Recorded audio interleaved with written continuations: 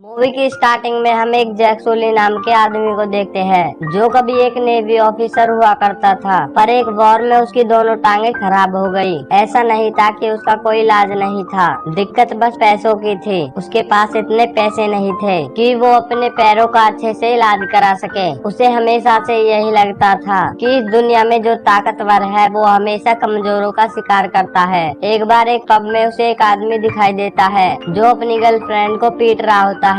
उससे यह सब देखा नहीं गया और उस आदमी से जाकर भिड़ गया, जिसकी वजह से वहाँ का बाउंसर उसे बाहर फेंक देता है। वहाँ उसके पास दो लोग आए थे जो कि उसके भाई के बारे में बताने आए थे। वो उसे लेकर एक मॉर्चरी में पहुँचते हैं, जहाँ उसे पता चलता है कि उसके भाई टॉमी को किसी ने चाकू से मार दिया, वो भी उसके पास आके कुछ पैसों के लिए। उसके साथ आए दोनों जैक से कहते हैं कि तुम्हारे भाई ने कुछ इन्वेस्टमेंट किया था, क्योंकि तुम्हारी जीन तुम्हारे भाई से मिलती है, इसलिए तुम अपने भाई की जगह ले सकते हो। दरअसल उसका भाई साइंटिस्ट था जो अंतरिक्ष में नए नए प्लेनेट की खोज करता था। आगे हम जैक को एक स्पेसशिप में देखते हैं, जहाँ उसे ट्रेवल करते करते लगभग 5 साल बीत चुके थे। वो पेंडोला नाम के एक प्लेनेट की तरफ जा रहे थे। उसके भाई टॉमी को इसी मिशन की ट्रेनिंग दी गई थी और उसकी ट्रेनिंग के ऊपर कंपनी ने काफी पैसे लगाए थे, इसलिए वो और पैसे खर्च करके दूसरे साइंटिस्ट को नहीं ले सकते थे। उसके लिए अच्छा था कि जैक का जीन उससे मिलता था,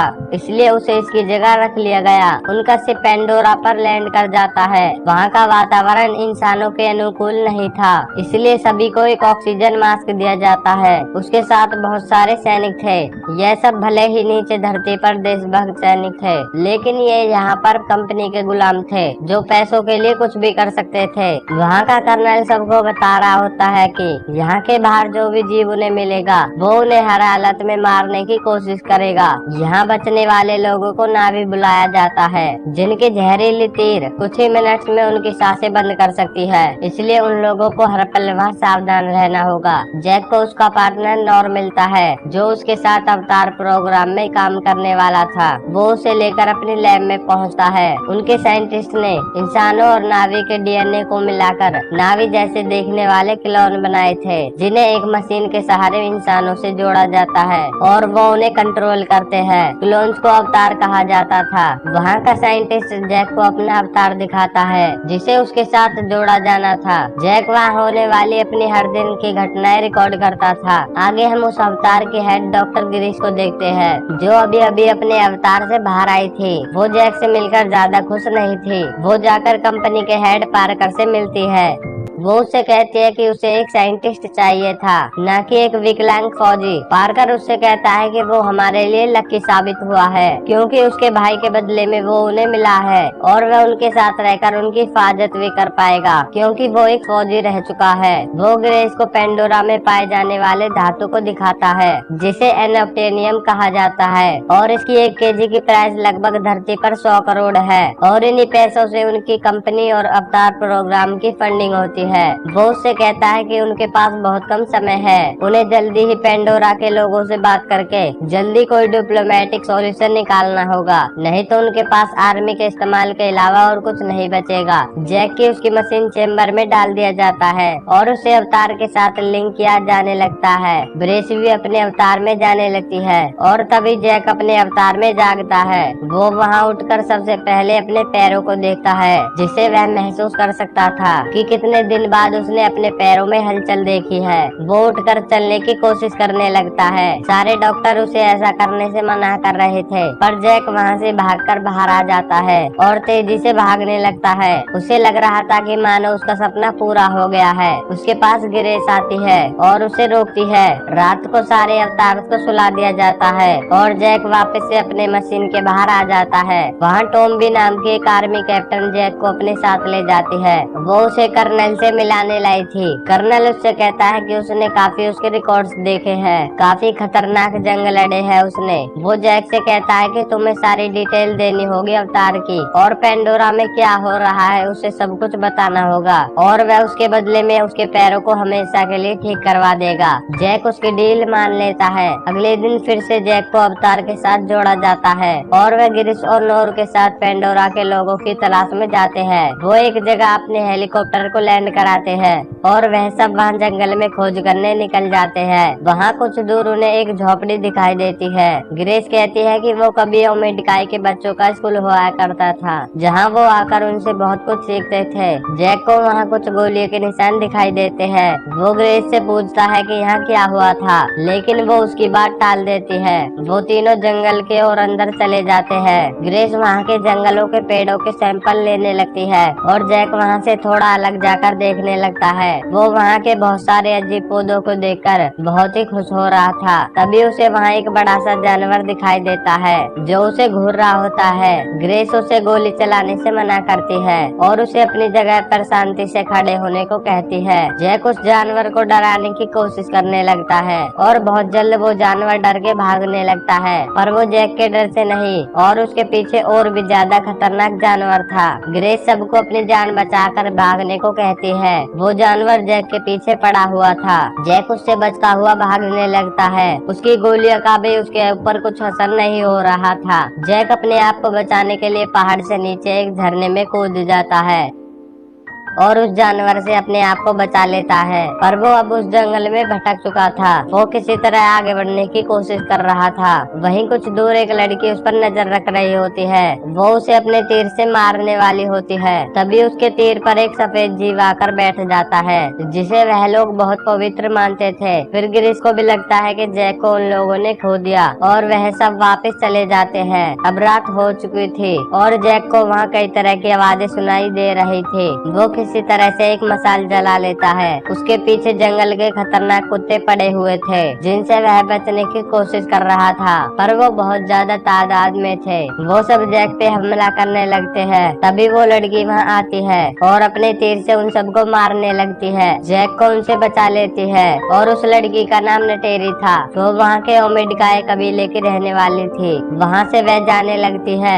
जैक उसके साथ जाने की बात करता है, पर वो उसे अपने साथ जाने से मना करती है। तभी जैक के ऊपर वह सफेद जीव आकर बैठ जाते हैं। नटेरी उसे बताती है कि ये यहाँ के पवित्र पेड़ों के बीज है। लगता है उसका दिल बहुत साफ है, इसलिए वो उसके ऊपर आए। वो उसको लेकर अपने साथ जाने लगती है। तभी वहाँ उस कबीले के बहुत से सैनिक आ जाते हैं, जो जैक को पकड़कर वहाँ के राजा के सामने पेश करते हैं। वहाँ के राजा नटेरी के पिता ही थे। वो उससे कहती है कि पवित्र पेड़ के बीज ने उसे इशारा दिया था, इसलिए वो उसे अपने साथ ला रही थी। नटेरी की माँ वहाँ की कुलगुरु थी। वो वहाँ आकर जैक के खून को टेस्ट करती है और उसे पता चल जाता है कि यह कोई बुरा आदमी नहीं है। वो नटेरी को अपने साथ रखकर उसे वो सब सिखाने को कहती है। उसके बाद उसे भी उसका जैसा नावी बना दिया जाएगा और फिर वह भी उनमें से एक होगा। नटेरी उसे अपने साथ लेकर जाती है और उसे सोने की जगह दिखाती है और जैक के वहाँ से सोते ही जैक वहाँ की मशीन से बाहर आ जाता है। ग्रेस और बाकी के लोग यह जानकर काफी खुश थे कि जैक उन ओमेटिकाई लोगों के साथ है। कर्नल भी जैक से काफी खुश था कि वो उन लोगों तक पहुंच चुका है और वहां से उन्हें काफी अच्छी जानकारी मिल सकती है। कंपनी का हेड पार्कर को बताता है कि जहां ओमेटिकाई के लोग बसे हैं, उसके 200 किलोमीटर दूर तक अनोप्टेनियम का भंडार पड़ा है। वो जैक से उन लोगों से बात करके कि वो वहां से सारे नोप्टेनियम को निकाल सके, पर जैक कहता है कि वो लोग नहीं माने तो कर्नल कहता है कि फिर उसे अपनी बंदूक का सहारा लेना होगा और ना चाहते हुए भी उन सबको मारना होगा। उसके पास 3 महीने का टाइम है, तब तक जैक उन्हें अपनी तरफ से बनाने की कोशिश कर सकता है। जैक ग्रेस को लोगों को वहाँ के सारे जानकारी देता है जिनसे वो मिला था।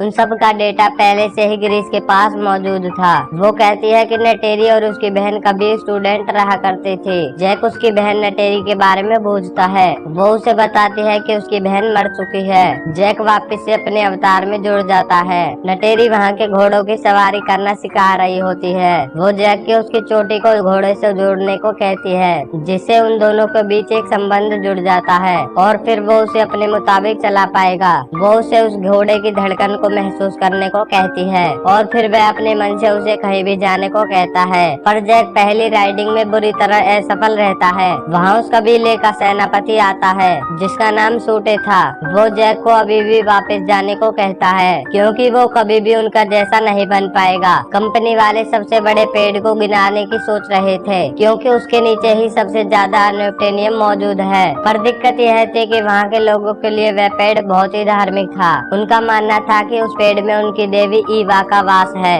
जब रिसर्च टीम को पता लगता है कि जैक उस कर्नल को सारी रिपोर्ट इंफॉर्मेशन दे रहा है तो वह सभी अपना रिसर्च बेस कहीं और शिफ्ट कर लेते हैं जो वहाँ से दूर जंगल के बीच में था।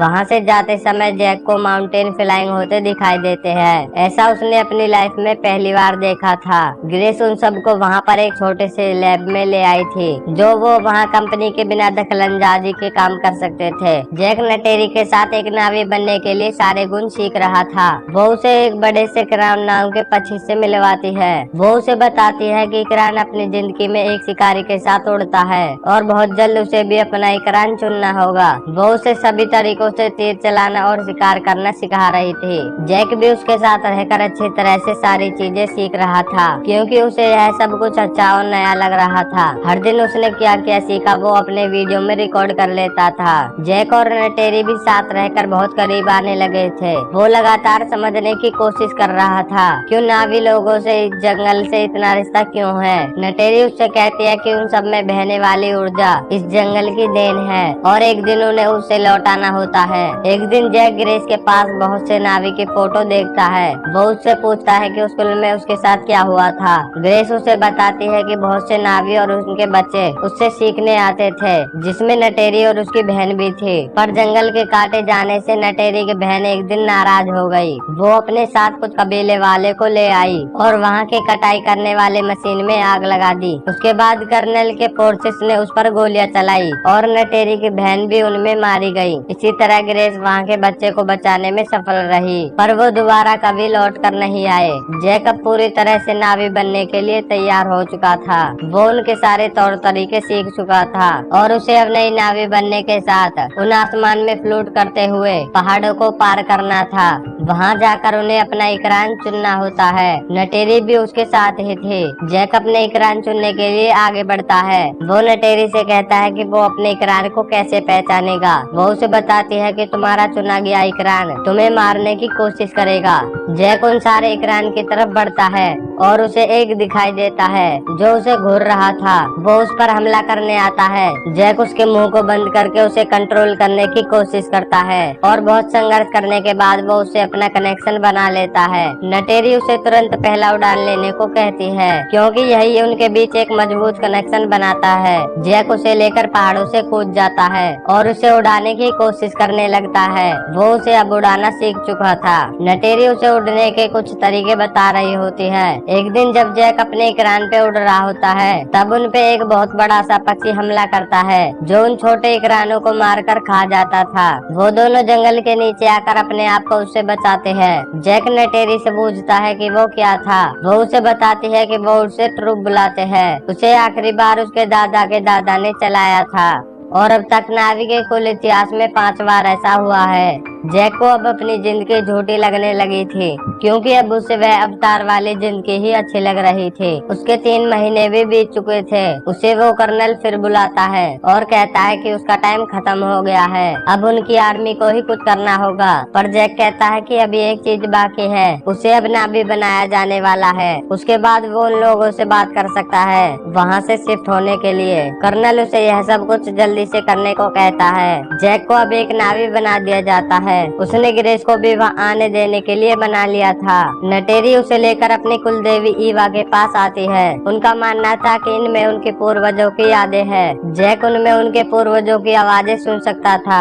वो उससे कहती है कि अब तुम एक नावी हो, इसलिए वो स्कूल ब्रिज से अपना एक धनुष बना सकता है और अपने लिए एक औरत भी चुन सकता है। जैक उससे कहता है कि पहले ही उसने किसी को चुन लिया है। सुबह नटेरी को एक मशीन दिखाई देती है जो जंगल के पेड़ों को काट रही थी। वो उनके कुल ब्रिज को भी तोड़ रहा होता है। वो जैक को उठाने की कोशिश कर रही थी पर वो अभी तक मशीन से भारी था, इसलिए वो जाग नहीं रहा था। पर जैसे ही जैक मशीन में जाता है वहाँ उसका अवतार जाग जाता है। वो उन सबको पेड़ काटने से रोकने लगता है लेकिन वो नहीं रुकते हैं। जैक जाकर उस मशीन का कैमरा तोड़ देता है और वहाँ के सोल्जर्स उस पर गोलियां चलाने लगते हैं। वो नटेरी को लेकर वहाँ से भाग जाता है। वो लोग उनके कुल ब्रिज को तोड़ देते हैं। कर्नल जब जब कैमरे में देखता है कि जैक ने उनके कैमरे को तोड़ा था तो वह उस पर और भी ज्यादा गुस्सा हो जाता है। इधर ओमिटिकाई के लोग इंसानों पर जंग छेड़ने की बात कर रहे थे। जैक उन्हें समझाने की कोशिश करता है कि वो लोग बहुत ज्यादा मजबूत है। सूटा उसकी बातें मानने से इनकार कर रहा था। जैक उनसे कहता है कि वो उनसे जाकर बात करेगा और उन्हें रोकने की पूरी कोशिश करेगा। तब तक कर्नल गुस्से में लैब में पहुंच जाता है और उनकी मशीन को बीच में ही बंद कर देता है, जिसकी वजह से ग्रिस और जैक का अवतार वहीं बेहोश होकर गिर जाता है। सूटा तुरंत समझ जाता है कि वो उनका दुश्मन है और उसे मारने जाता है, पर नटेरी आकर उसे रोक देती है। कर्नल जैक को लॉस वीडियो दिखाता है जिसमें वह कह रहा था ओमिटिकाई के लोग किसी भी हालत में अपने जंगल को छोड़ने वाले नहीं है, कोई कितनी भी कोशिश क्यों न कर ले। इसलिए कर्नल अब उस पर हमला करने वाला है क्योंकि उनसे अब बात करने का कोई फायदा नहीं है। सूटा उन मशीनों की मदद से उनमें आग लगा देता है। कर्नल को एक और बहाना मिल गया था उन पर हमला करने का। ग्रेस कहती है कि जानबूझकर उनके धार्मिक पेड़ों को तोड़ा कि वो लोग कुछ रिस्पॉन्स करे और वो उसका बहाना बनाकर उनके गांव पर हमला कर सके। तभी ट्रूडी वहाँ आती है और कहती है कि वो लोग उस बड़े पेड़ को आज गिराने वाले हैं। ग्रेस जाकर पार्कर से बात करती है और वो कहती है कि वो ऐसे ही इतने लोगों को नहीं मार सकते और वो पेड़ उनके लिए धार्मिक है, वो उसे छोड़कर भागेंगे भी नहीं। पार्कर जैक को 1 घंटे का टाइम देता है, वो जाकर उन सबको हट जाने के लिए समझाए। जैक उन सारे कबीले वाले के पास पहुंचता है और कहता है कि वो लोग हमला करने आ रहे हैं, उन्हें वहां से जाना होगा, नहीं तो सब के सब मारे जाएंगे। वो उनसे कहता है कि यहाँ पर उसे तौर तरीके सीखने के लिए भेजा गया था ताकि वो एक दिन उन्हें वहाँ से समझाकर हटा सके और उसे भी उस जंगल के साथ रहकर उससे प्यार हो गया। यह सुनकर नटेरी उस पर बहुत गुस्सा करती है क्योंकि उसने उस पर भरोसा किया था। जैक उसे समझाने की बहुत कोशिश करता है। वो सब जैक और ग्रेस को बंदी बना लेते हैं और जब कर्नल कैमरे से नीचे देखता है तो समझ जाता है कि बात नहीं बनी। वो अपने फोर्सेस को मिसाइल फायर करने का ऑर्डर देता है। ओमिटिकाई के लोग उन पर तीरों से हमला कर रहे होते हैं जिन पर उनका कोई असर नहीं होता है। वो मिसाइल लॉन्च कर देते हैं। जैक अभी भी उन्हें समझाने की कोशिश कर रहा था कि वो यहाँ से चले जाए। नटेरी की माँ वहाँ आती है और वह जैक और ग्रेस को आजाद कर देती है। वो उससे कहती है कि अगर तुम उनमें से एक हो तो उनकी मदद करो। जैक उन सबको लेकर भागने लगता है और तब तक वह लोग उस बड़े से पेड़ को गिरा देते हैं। ओमिटिकाई के लोग इन्हें देखकर काफी दुखी थे। नटेरी के पिता भी उसमें मारे जाते हैं। नटेरी को अब जैक से नफरत हो गई थी। वो उसे वहाँ से चले जाने को कहती है। इधर वापस से जैक की मशीन को बंद कर दिया जाता है। उसका अवतार फिर से बेजान होकर वहीं गिर जाता है और वह ग्रिस की पूरी टीम को कैद कर लेते हैं, पर ट्रूडी उन्हें किसी तरह वहाँ से छुड़ा लेती है और अपने हेलीकॉप्टर से लेकर उन्हें भागने लगती है। लेकिन कर्नल को पता चल जाता है। वो अपनी गन से उनकी तरफ शूट करना शुरू करता है और इसी दौरान ग्रीस को एक गोली लग जाती है। वो अपना एक लैब भी लिफ्ट करा लेते हैं ताकि वो अपने अवतार को कंट्रोल कर सके। वो उस लैब को जंगल के किसी दूसरे जगह पर छुपा देते हैं ताकि कर्नल उसे ढूंढ ना पाए। जैक वापस से अपने अवतार में आ जाता है। उसे वहाँ सब कुछ खत्म हुआ दिखाई देता है। तब भी वहाँ उसका इकरान आता है। वो उस पर बैठ के बड़े वाले ट्रुक पर कूद जाता है। ओमिटिकाई के लोग सारे अपनी देवी एवा के शरण में बैठकर प्रार्थना कर रहे थे। तभी ट्रुक पर बैठकर वहाँ जीक आता है। सब लोग उससे डरने लगते हैं। तब जीक उससे उतरकर सूटा के पास जाता है और कहता है कि वो उसका साथ चाहता है उन आसमानी लोगों से लड़ने के लिए। सूटा मान जाता है। जैक उससे कहता है कि उसकी दोस्त ग्रीस मर रही है और उन्हें उसकी मदद की जरूरत है। वो सब ग्रीस को एवा के अवतार के पास लौटा देते हैं और सब प्रार्थना करने लगते हैं, लेकिन वो सब ग्रीस को बचा नहीं पाते।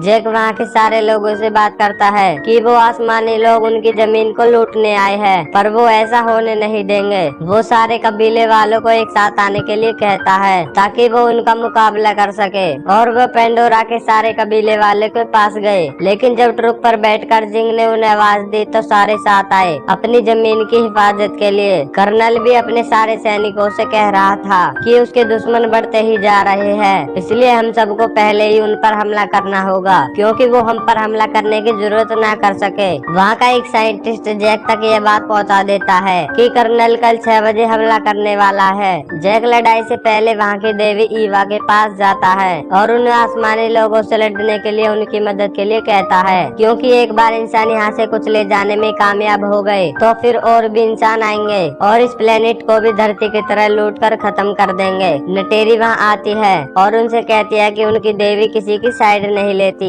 वो तो बस जीवन का संतुलन बनाए हुए है। और अगले दिन जैक अपने सारे सैनिकों के साथ अपने सैनिकों को लीड कर रहा था। सारे फोर्सेस भी तैयार थे, वो जंगल में आ चुके थे और कर्नल सारे हेलीकॉप्टर से ऊपर से लीड कर रहा था। वो वहाँ जंगल के बीच बहुत सारे एक्सप्लोजिव बम गिराने वाले थे। तभी अचानक से जमीन से और आकाश में दोनों जगह फोर्सेस पर नावी का हमला हो जाता है। उनके इस अचानक से हमले से वो लोग हैरान थे। जैक ट्रुप की मदद से उनके हेलीकॉप्टर्स को पकड़कर फेंक रहा होता है, पर वो मिसाइल से उन पर हमला कर देते हैं। कर्नल सबसे जैक के पीछे जाने को कहता है। सब जैक के पीछे पड़ जाते हैं। जैक उन सबसे बचते हुए भागने की कोशिश कर रहा था। उसकी मदद के लिए ट्रूडी तभी अपना हेलीकॉप्टर लेकर आती है, पर उसका भी हेलीकॉप्टर थोड़ी देर में डैमेज हो जाता है। नटेरी के इकरान को गोली लगने की वजह से वह भी नीचे गिर चुकी थी। जैक को किसी का रिस्पॉन्स नहीं मिल रहा था। ऐसा लग रहा था लगभग वो जंग हार चुके हैं। नटेरी जैक से कहती है कि वो अपने आसपास बहुत से फोर्सेस से घिर गई है। जैक उसे कोई भी हलचल करने से मना करता है।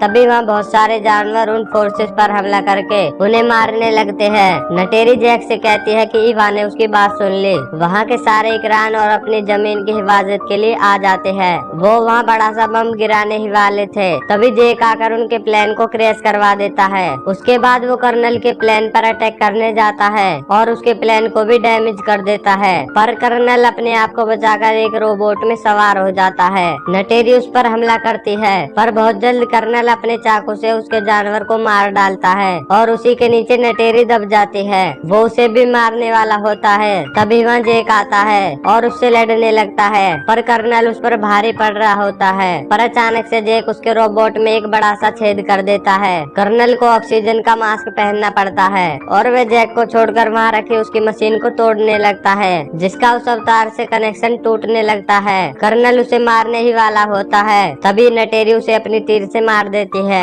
और वे जैक को उठाती है। उसका अवतार अब बेजान हो चुका था, क्योंकि मशीन के टूट जाने से जैक का अवतार से कनेक्शन टूट गया था और वह मशीन से निकलकर मास्क पहनने की कोशिश कर रहा था, पर उस तक न पहुंचने की वजह से वो वहीं बेहोश हो जाता है। तभी नटेरी वहाँ आती है और उसे मास्क पहनाती है। जैक को वापस से होश आ जाता है। वो नटेरी से कहता है कि उन्होंने जंग जीत ली है और उसके बाद वापस से सारे इंसानों को धरती पर भेज दिया जाता है। उनमें से वहाँ कुछ लोगों को रहने दिया जाता है जिनका दिल साफ था। और कुछ दिन बाद जैक भी ईवा की मदद से जैक अपने आप को हमेशा के लिए अवतार में बदल लेता है।